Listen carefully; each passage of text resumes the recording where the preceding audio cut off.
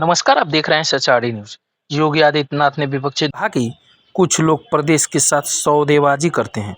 उन्होंने आरोप लगाया कि 2017 से पहले उत्तर प्रदेश में सिफारिश और पैसे का बोलबाला था, जिससे व्यवस्था प्रभावित होती थी। मुख्यमंत्री ने कहा कि उनकी सरकार बनने के बाद व्यवस्था से पारदर्शिता लाई गई है और अब बिना भेदभाव के काम हो रहा है। उन्होंने दावा किया है कि पहले जहां नियुक्तियां और योजनाओं पर भ्रष्टाचार की शिकायत आती थी, वहीं अब प्रक्रिया का निष्पक्ष और पारदर्शी बनाया गया है। देखिए इस पूरी रिपोर्ट। 1,56,00,000 लाभार्थी प्रतिमाह अनुपूरक पोषाहार उन्हें वितरण कराया जा रहा है और एसपी बेस्ड अनुपूरक पोषाहार देने वाला देश का पहला राज्य उत्तर प्रदेश है। 35 लाख बच्चों को प्रतिदिन प्रोटीन कैलोरी युक्त हॉट कुक मील उपलब्ध करा, यानी गर्म भोजन, पौष्टिक भोजन उन्हें उपलब्ध करवाने का काम भी आज प्रदेश के अंदर 35 लाख बच्चों के लिए उपलब्ध करवाने का कार्य भी सफलतापूर्वक आगे बढ़ा है। और अगर आज को देखना है, जो एक कार्य जो आप उपलब्धि की बात कर रहे थे,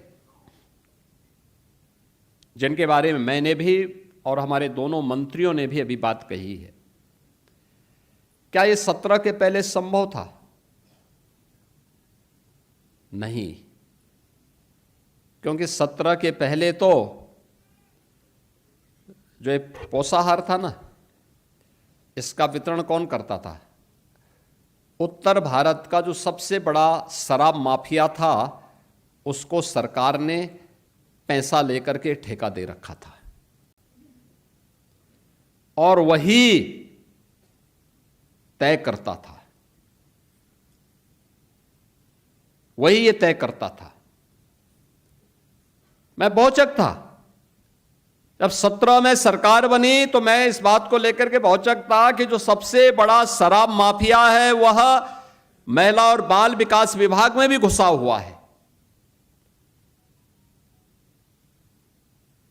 जब मुझे जानकारी मिली, मैंने कहा भाई ये तो शराब माफिया है, शराब माफिया का यहां क्या काम? लेकिन नहीं, सब काम वही करता था, रेसिपी वो तय करता था, कहीं पहुंचता था कहीं नहीं पहुंचता था। इतना खराब गुणवत्ता देखने को मिलती थी कि खाने की स्थिति नहीं होती थी किसी की, और इसीलिए तो यूपी बीमारू था। ये बीमारूपन का जब बचपन ही कुपोषित हो तो राज्य को तो बीमारू होना ही होना था। ये पाप कौन करता था?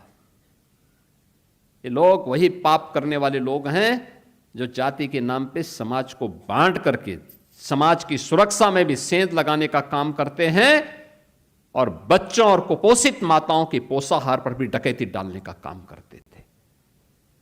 ये वही लोग हैं जो आज नाराबाजी करके अव्यवस्था पैदा करते हैं।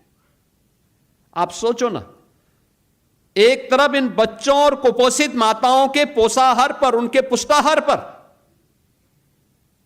एक शराब माफिया के माध्यम से ये लोग प्रहार करते थे, और दूसरी तरफ ये जितनी नियुक्तियां हुई हैं, ये जितनी नियुक्तियां हुई हैं, 46 जनपदों में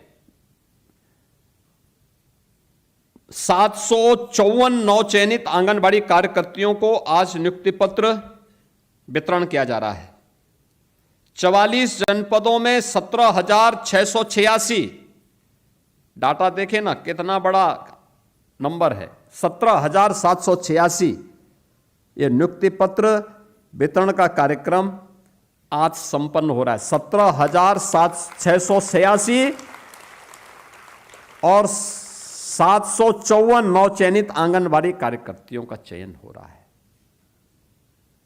मैं गारंटी के साथ कह सकता हूं, एक भी आंगनबाड़ी कार्यकर्ती ने और एक भी आंगनबाड़ी सहायिका ने न सिफारिश करवाई होगी, न किसी को पैसा दिया होगा। क्या ये 17 के पहले संभव था? नहीं। नहीं। 17 के पहले अगर ये प्रक्रिया प्रारंभ हुई होती तो आप में से एक का भी चयन नहीं होता। मैं गारंटी के साथ कह सकता हूं, क्योंकि आप काम करने वाले हैं तो पैसा नहीं देते, सिफारिश नहीं करवा सकते थे। आपकी सिफारिश करने वाला भी नहीं रहा होगा, इसलिए 17 के पहले संभव ही नहीं था। सिफारिश और पैसा दोनों चलता था, यानी पर्ची भी और खर्ची भी। और तब ये लोग प्रदेश के सौद के साथ सौदेबाजी करते थे, इन गरीबों के हक पर डकैती डालते थे, उन कुपोषित मासूमों के हक पर डकैती डालते थे, उन कुपोषित माताओं के हक पर डकैती डालने का काम करते थे। आज जब लोग मंच पे खड़े होकर भाषण देते हैं तो हमें हंसी आती है उनकी बातों पर, हंसी आती है उनके कृत्यों पर।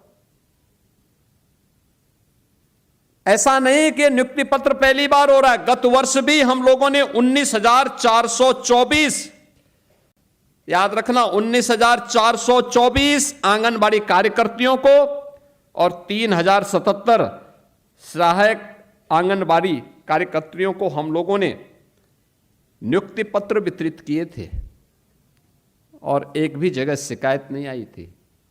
एक भी जगह शिकायत की कोई गुंजाइश नहीं।